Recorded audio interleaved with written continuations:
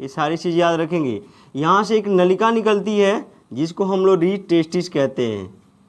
यहाँ इसको कहा जाता है रीट टेस्टिस, रीट टेस्टिस कहा जाता है। उसके बाद यह नली ऊपर जाकर खुलती है किसमें, जिसको कहा जाता है शुक्रवाहिका, शुक्रवाहिका, जिसको वास डिफरेंस कहते हैं, डिफरेंस, वास डिफरेंस। इसको रीट टेस्टिस, रीट टेस्टिस। तो समझेंगे ये है पुरुष का वृषण। जो पुरुष का वृषण है, एक जोड़ी होता है तो हम एक में देख रहे हैं, जो एक में कंडीशंस होंगी वही दोनों में होंगी। ये सेमनीफेरस ट्यूब्यूल्स हैं, शुक्रजनक नलिकाएं हैं जो इसमें पाई जाती हैं वृषणी पिंडक में। ये वृषणी पिंडक हैं जो हमने 4 बनाए हैं। ये वृषणी पिंडक की संख्या प्रत्येक वृषण में 250 होती हैं, और जिसमें 1 से 3 शुक्रजनक नलिकाएं पाई जाती हैं। तो ये शुक्रजनक नलिकाएं हैं जिसमें शुक्राणु बनते हैं। तो शुक्राणु इसी में बनते हैं और इस नली से बाहर निकलते हैं। तो सबसे पहले शुक्राणु बनकर किस में आते हैं, तो रीट टेस्टिस में आते हैं। फिर शुक्रवाहिका वास डिफरेंस में खुलते हैं, और वास डिफरेंस आगे चलकर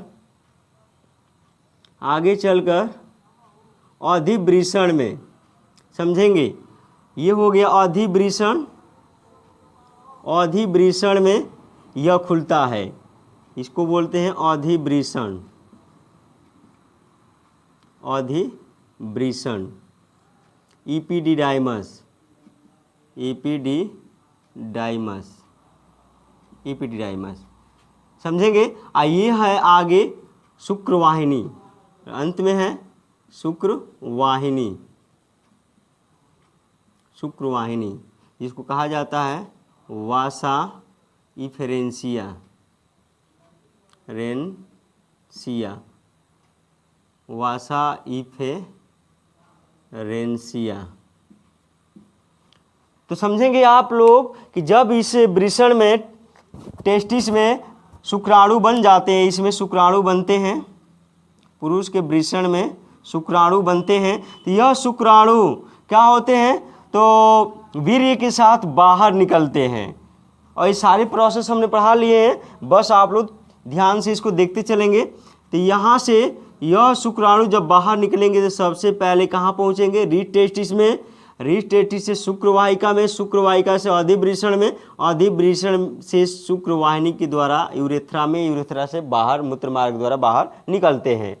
तो इसमें क्या किया जाता है स्टूडेंट्स कि पुरुष नसबंदी में कि बनने वाले शुक्राणुओं को हमेशा के लिए रोक दिया जाता है कि यह वृषण से बाहर न निकलने पाए। तो इसके लिए क्या किया जाता है कि जो शुक्रवाहिका होता है इसी को यहाँ से काट कर और बांध दिया जाता है। जरा आप लोग सोचेंगे, यहाँ पर देखेंगे कि जब शुक्रवाहिका को काट कर बांध दिया जाएगा तो इसमें शुक्राणु बनेंगे लेकिन बाहर नहीं निकलने पाएंगे।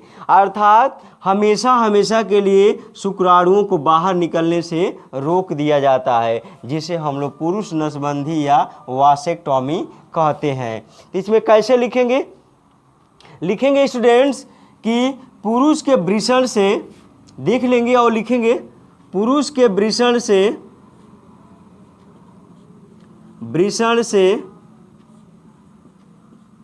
निकलने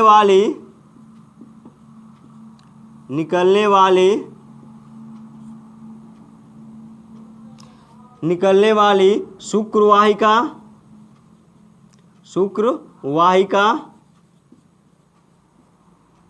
जिसको हम लोग वास डिफरेंस कहते हैं, वास डिफरेंस,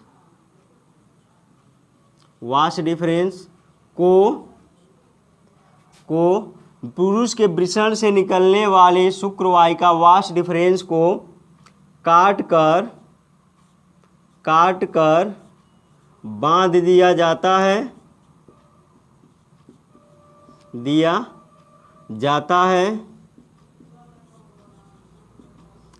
है जिससे कि जिसके कारण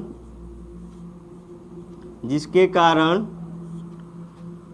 पुरुष के वृषण में बनने वाले शुक्राणु पुरुष के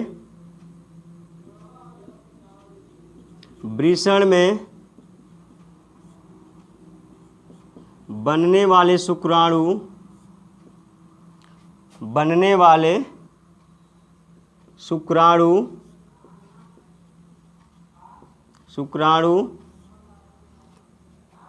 बाहर न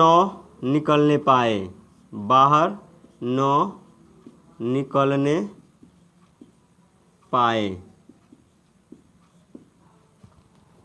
जिसे पुरुष नसबंधी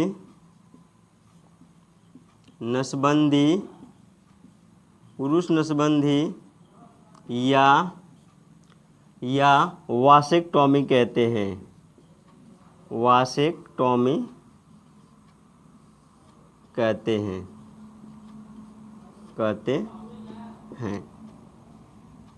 यह गर्भ निरोधक की अस्थायी विधि है। यह गर्भ निरोधक की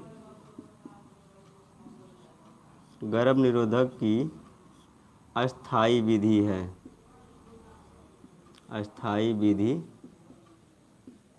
है। तो आप लोगों ने यहाँ देखा कि पुरुष के वृषण से निकलने वाली शुक्रवाहिका नलिका को काटकर बांध दिया जाता है, जिसके कारण पुरुष के वृषण में बनने वाले शुक्राणु बाहर न निकलने पाए, जिसे पुरुष नसबंधी या वासेक्टॉमी कहते हैं। यह गर्भ निरोधक की अस्थायी है। जब पुरुष के वृषण से शुक्राणु बाहर नहीं निकलेंगे, निषेचन नहीं होगा, गर्भधारण नहीं होगा, तो ये अस्थायी विधि है। तो यही इसमें आप लोगों को बस लिखना था कि पुरुष के वृषण से निकलने वाली शुक्रवाहिका को काट कर बांध दिया जाता है, जिसके कारण पुरुष के वृषण में बनने वाले शुक्राणु बाहर न निकलने पाए, जिसे पुरुष नसबंधी या वासेक्टॉमी कहते हैं। तो आप लोगों को समझ में आया। जाहिर सी बात है कि ये जो फिगर के माध्यम से आप लोग जो समझ रहे हैं वो आपको एकदम अच्छी तरह से समझ में आएगा। इन सारी चीज़ों को याद रखेंगे। अब हम पढ़ेंगे अस्थायी विधि की दूसरी जो स्त्री में होती है, जिसको स्त्री नसबंदी कहते हैं, दूसरी अस्थायी विधि। तो दूसरी अस्थायी विधि को भी पढ़ लेते हैं।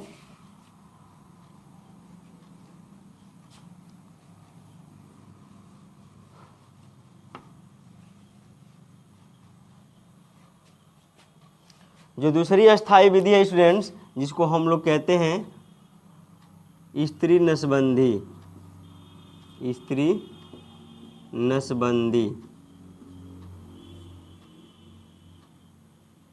नसबंदी, जिसको हम लोग ट्यूबेक्टॉमी कहते हैं। ट्यूबेक्टॉमी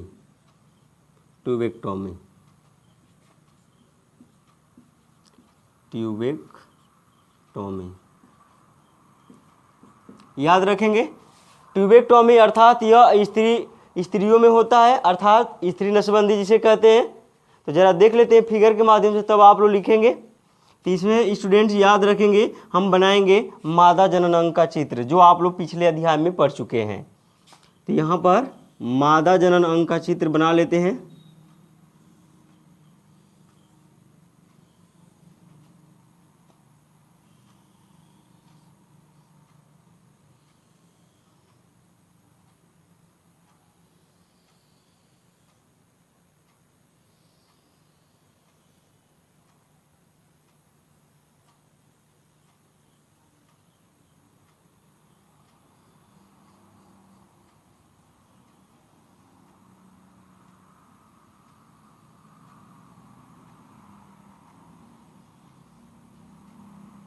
समझेंगे।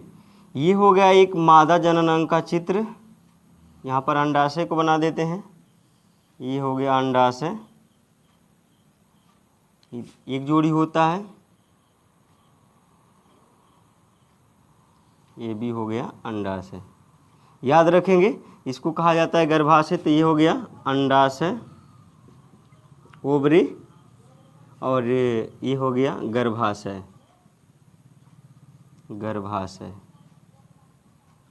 इसको बोला जाता है फैलोपियन ट्यूब, हिंदी में कहते हैं अंडवाहिनी, अंडवाहिनी, अंडवाहिनी। तो यहाँ भी अंडवाहिनी है, यहाँ भी अंडवाहिनी है, एक जोड़ी होती है भी अंडवाहिनी। अब समझेंगे आप लोग। ये मादा जनन अंग का चित्र है, ये हो गया योनि मार्ग, योनि, याद रखेंगे।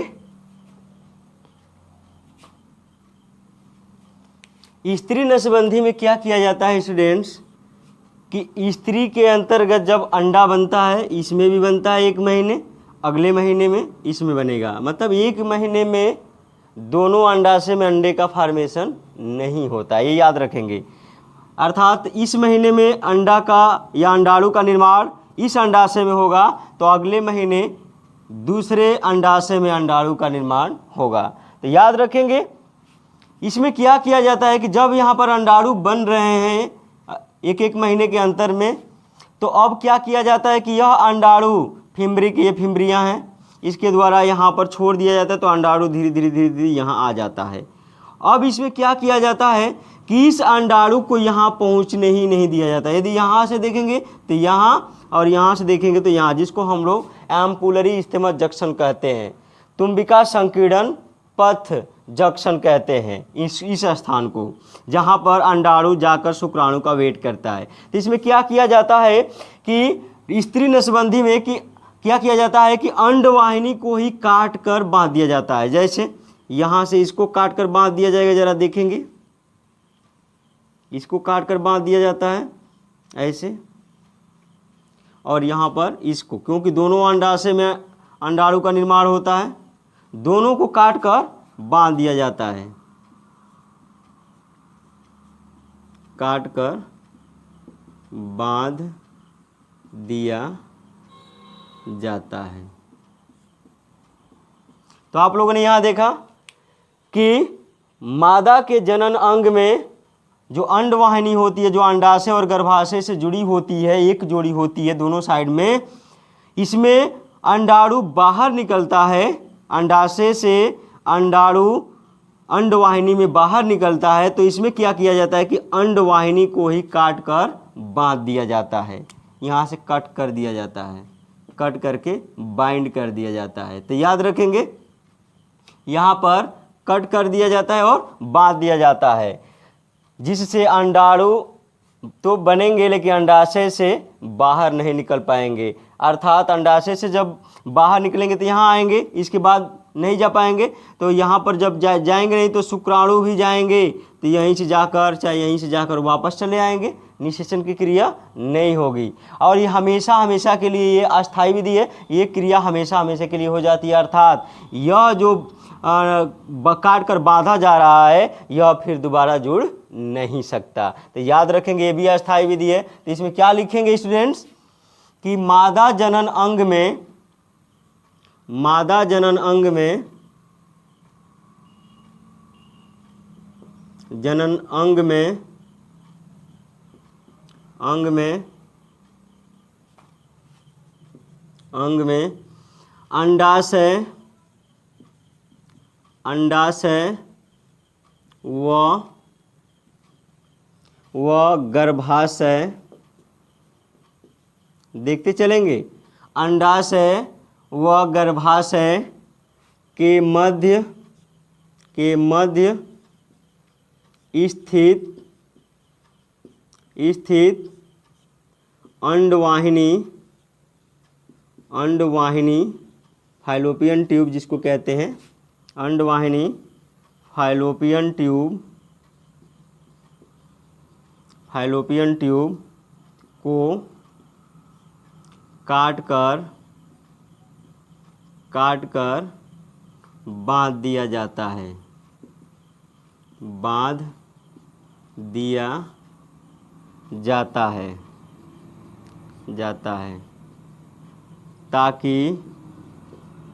ताकि अंडाणु शुक्राणु से निषेचन के बाद वीर्य सेचन के बाद, वीर्य सेचन के बाद न मिलने पाए, न मिलने पाए। आप लोगों ने यहाँ देखा कि मादा जनन अंग में अंडाशय व गर्भाशय के मध्य स्थित अंडवाहिनी, अंडाशय व गर्भाशय के मध्य स्थित अंडवाहिनी दोनों साइड में दिख रहे हैं, अंडवाहिनी को काट कर बांध दिया जाता है, देख भी रहे हैं आप लोग, ताकि अंडाणु शुक्राणु से न मिलने पाए। अंडाणु यहाँ आएगा, शुक्राणु यहाँ आएगा, तो कैसे मिल पाएगा? नहीं मिल पाएगा, उधर भी नहीं मिल पाएगा, न मिलने पाए, न मिलने पाए, जिसे स्त्री नसबंदी कहते हैं। स्त्री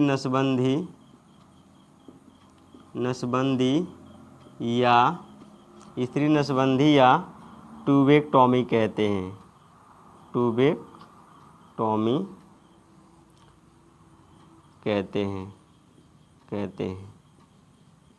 यहाँ याद रखेंगे एक और चीज़, यहाँ ट्यूब को काटा जा रहा है, देख रहे हैं, यहाँ पर ट्यूब को काटा जा रहा है, इसलिए इसको ट्यूबेक्टॉमी कहते हैं। और वहाँ पर पुरुष में वाश डिफरेंस को काटा जा रहा है, इसलिए वाश डिफरेंस का मतलब वासेक्टॉमी और ट्यूब का मतलब ट्यूबेक्टॉमी। ये भी याद रखेंगे, पहचानने में कभी कभी दिक्कत होती है। तो ट्यूब का मतलब ट्यूबेक्टॉमी जो स्त्री नसबंदी के अंतर्गत आता है, और वाश डिफरेंस अर्थात वासेक्टॉमी जो पुरुष नसबंदी के अंतर्गत आता है। तो आप लोगों ने यहाँ पर देखा अस्थायी विधि में स्त्री नसबंदी और पुरुष नसबंदी, फिगर के माध्यम से भी आप लोगों ने देखा। अब हम देखेंगे कि ऐसे भी दंपत्ति होते हैं जो न चाहते हुए भी उनके अंतर्गत वीर्य सेचन के बाद गर्भ धारण हो जाता है। तो उस कंडीशन में वो क्या करेंगे? जनसंख्या को रोकने के लिए क्या क्या उपाय बताया जाएगा उन लोगों के लिए? तो याद रखेंगे, अनचाहे गर्भ को रोकने के लिए क्या किया जाता है? तो डॉक्टर की सलाह से एमटीपी कराया जाता है। तो याद रखेंगे, अब हम पढ़ेंगे एमटीपी के बारे में। एमटीपी क्या होता है? तो अगला हमारा प्रोसेस होगा MTP.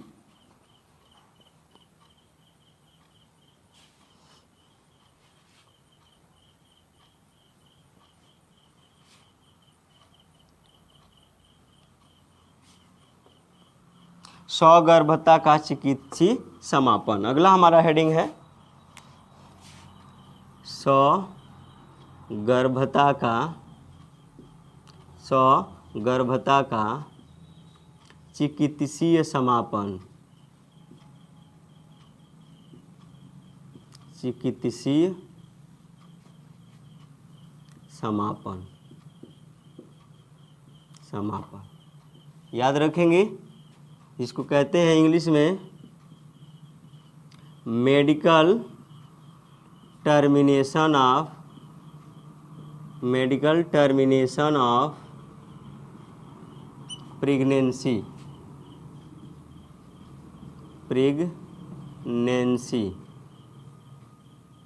Medical termination of pregnancy, जिसको हम लोग यहाँ से एम, यहाँ से टी, यहाँ से पी, जिसको शॉर्ट में एमटीपी भी कहते हैं। डॉक्टर जो होते हैं ज़्यादातर इसी शब्द का उपयोग करते हैं। इसको आम भाषा में कहा जाता है गर्भपात, याद रखेंगे, या इसे सामान्य भाषा में गर्भपात अबार्शन बोला जाता है, अबार्शन। तो याद रखेंगे, अबार्शन शब्द का यूज नहीं किया जाता है, यहाँ पर एमटीपी का यूज किया जाता है, ये याद रखेंगे स्टूडेंट्स। एमटीपी क्या होता है?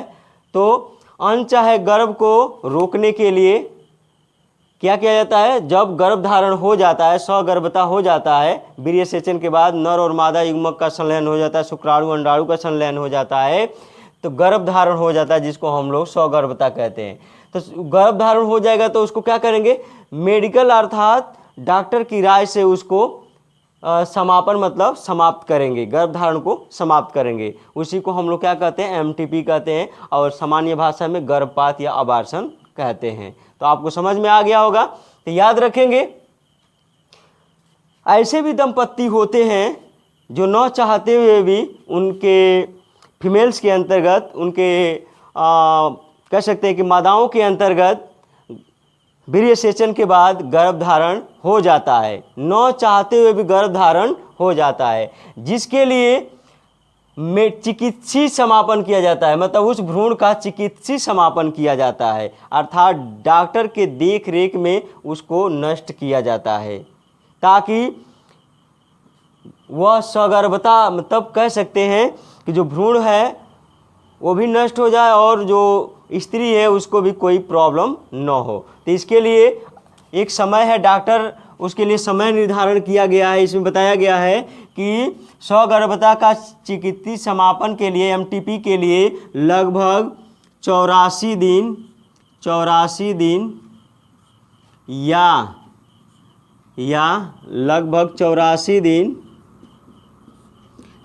दिन या 3 महीने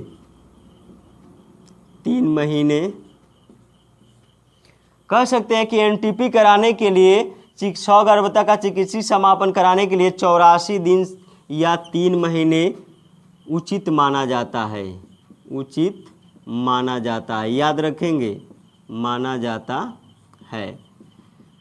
3 महीने के बाद एमटीपी कराना क्या होता है? हानिकारक होता है। हानिकारक अर्थात उस माँ को जिसके अंतर्गत गर्भधारण हुआ है, उस माँ को क्या हो सकता है? प्रॉब्लम हो सकती है, अर्थात उसके जान को खतरा हो सकता है। क्यों? क्योंकि 3 महीने बाद जो एमटीपी होता है वो क्या माना जाता है? खतरनाक माना जाता है। तो इन सारी चीज़ों को याद रखेंगे। तो इसमें लिख लेंगे कुछ ऐसे भी दंपत्ति होते हैं, कुछ ऐसे भी दंपत्ति होते हैं,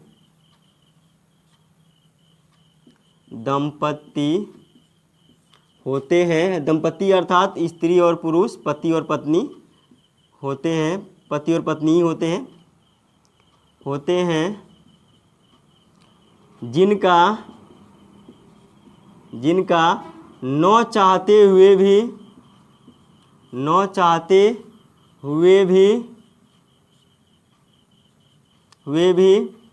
वीर्य सेचन के बाद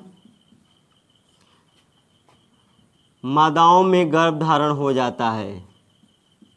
मादाओं में या मादा में, स्त्री में कह सकते हैं, वीर्य सेचन के बाद स्त्री में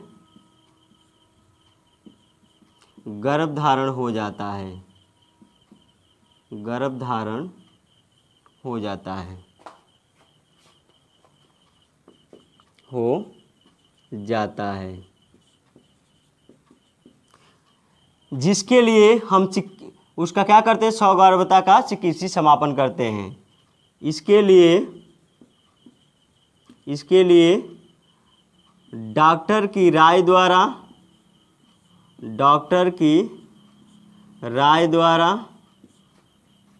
परामर्श, जिसको कहते हैं परामर्श द्वारा इसके लिए यहाँ लिख सकते हैं, इसके लिए डॉक्टर के परामर्श द्वारा चिकित्सीय समापन कराते हैं। उस सगर्भता का क्या करते हैं? चिकित्सीय समापन कराते हैं,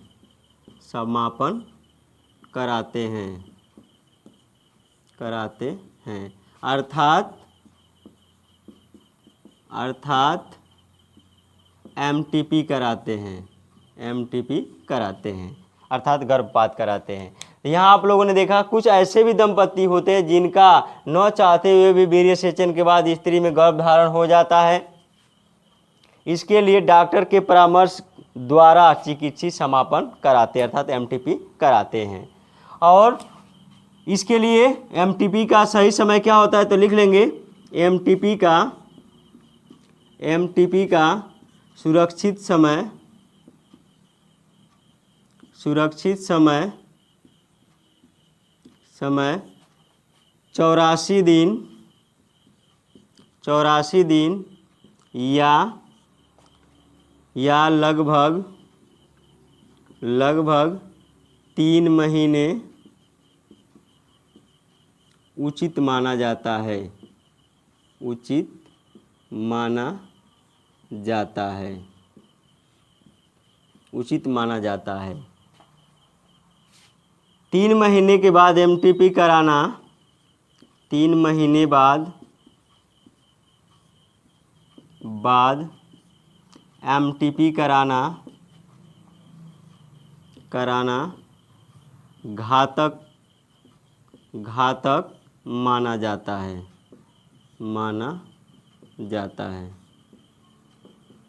तो यहाँ आप लोगों ने देखा एमटीपी का सुरक्षित समय 84 दिन या लगभग 3 महीने उचित माना जाता है। 3 महीने बाद एमटीपी कराना घातक होता है। तो